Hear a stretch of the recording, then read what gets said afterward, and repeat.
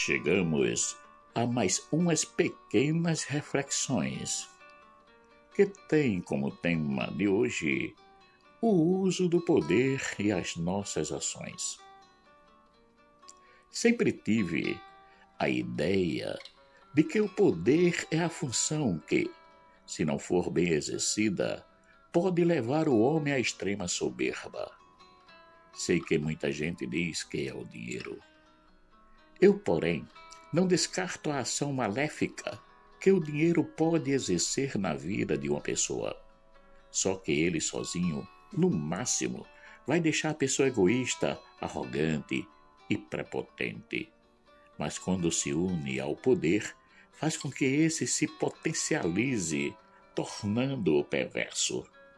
Pois essa casadinha leva aquele que o exerce a sentir-se um Deus. A função de exercer o poder é necessária, porque em todas as ações humanas na sociedade deve ser pensada em prol do bem comum. E para isso é preciso que haja alguém que as coordene e as oriente. Só que o perigo está no seu mau uso, isto é, quando alguém o exerce de maneira egoísta e egocêntrica.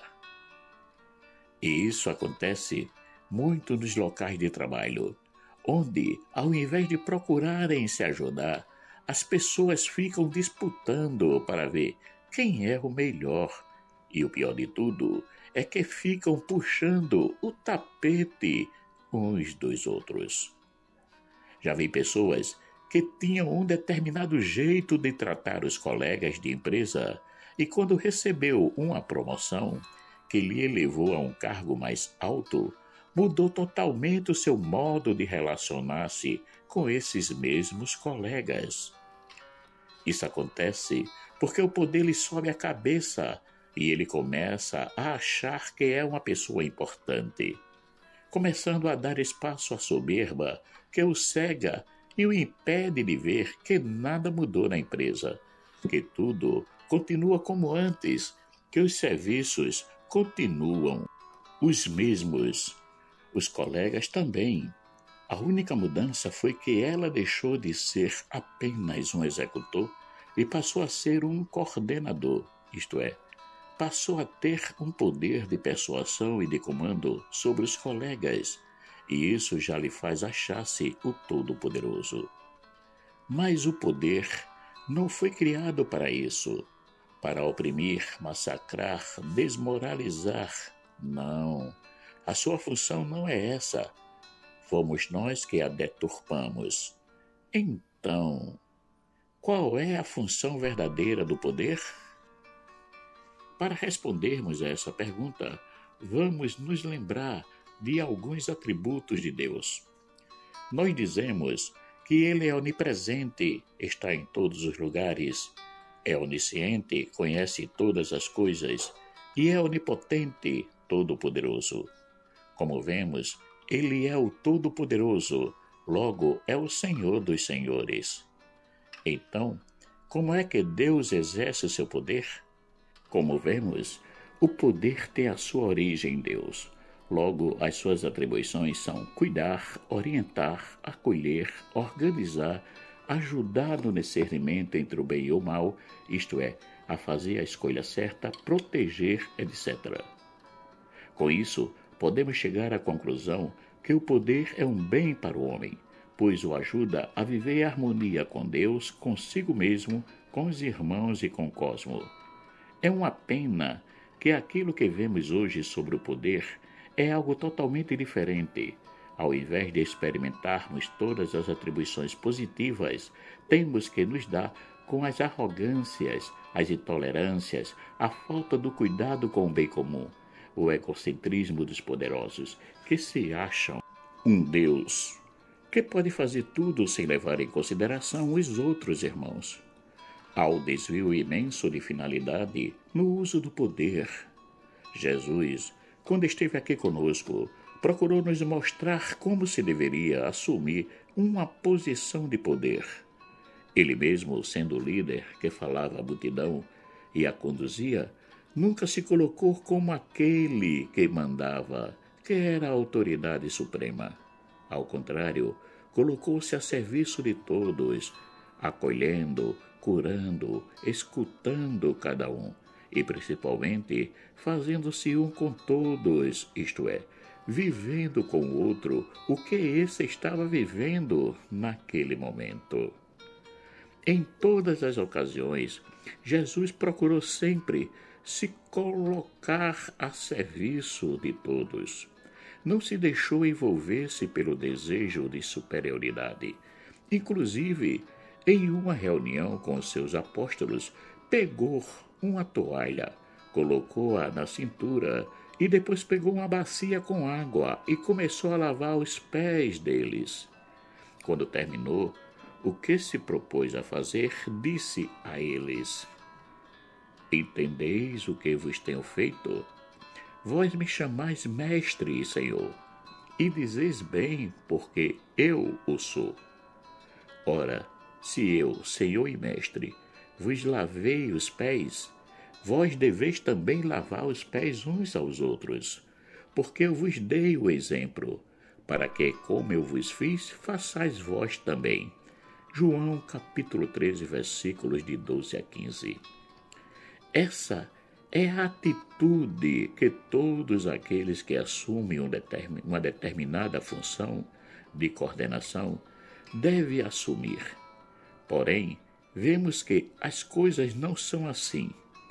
Elas são bem diferentes, porque a maioria daqueles que assumem, seja de administrar uma empresa, de gerenciar um estabelecimento, de governar uma nação, um estado ou um município, de coordenar um determinado grupo ou até mesmo na família, se colocam diante daqueles que lhes estão sob cuidados como superiores que não podem ser contrariados.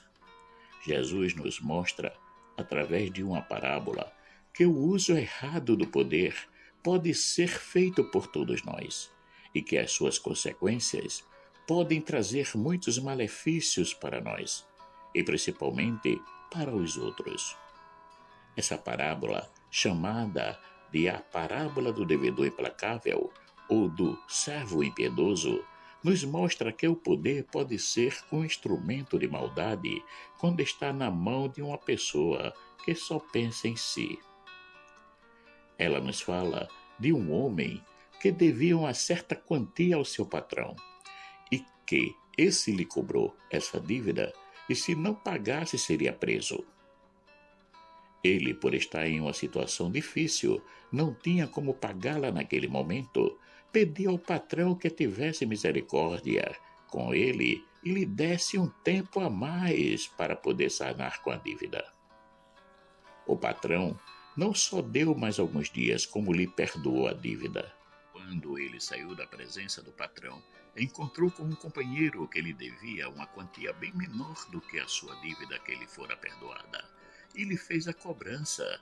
Esse, não tendo como pagá-la naquele momento, lhe pediu um prazo para poder sanar com a dívida. O homem que fora perdoado não quis conversa e mandou prender o companheiro. O patrão, quando soube do acontecido, chamou à sua presença e retomou a dívida e mandou prendê-lo.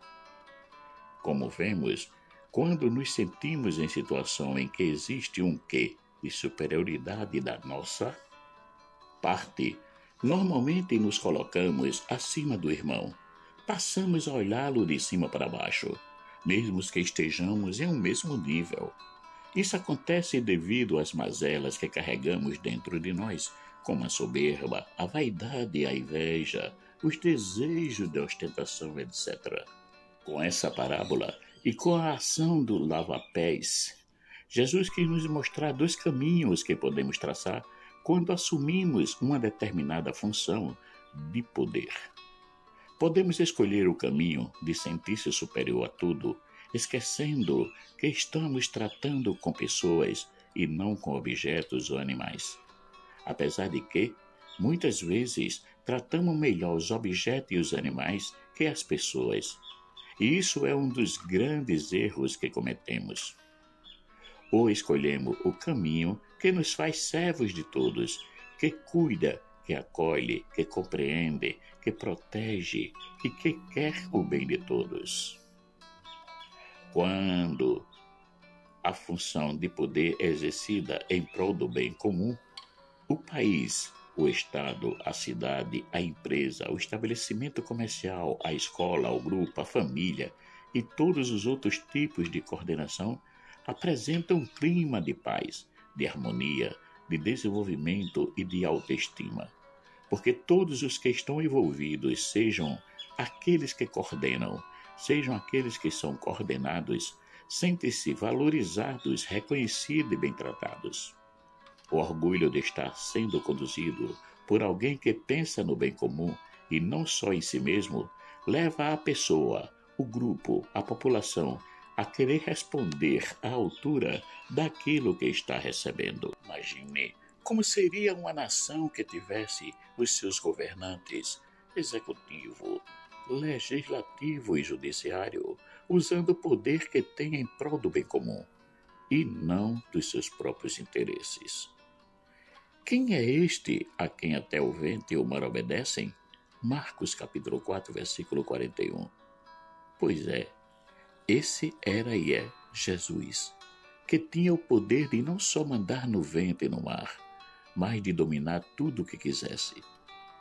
Ele poderia ter se apresentado como o Todo-Poderoso, mas, ao contrário, colocou-se como servo de todos e nos convidou a fazer o mesmo.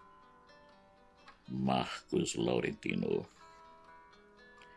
Caríssimos e caríssimas, chegamos ao final de mais umas pequenas reflexões que teve como tema o uso do poder e as nossas ações. Agradeço a todos aqueles que se inscreveram no canal e que nos ajude compartilhando essas pequenas reflexões para que chegue a mais pessoas. Peço àqueles que ainda não se inscreveram no canal que se inscrevam e que nos ajudem a mantê-lo ativo. Assim poderemos publicar mais e mais reflexões. Que o nosso Pai Eterno, rico em bondade, misericórdia e amor, possa nos dar um excelente dia. Amém.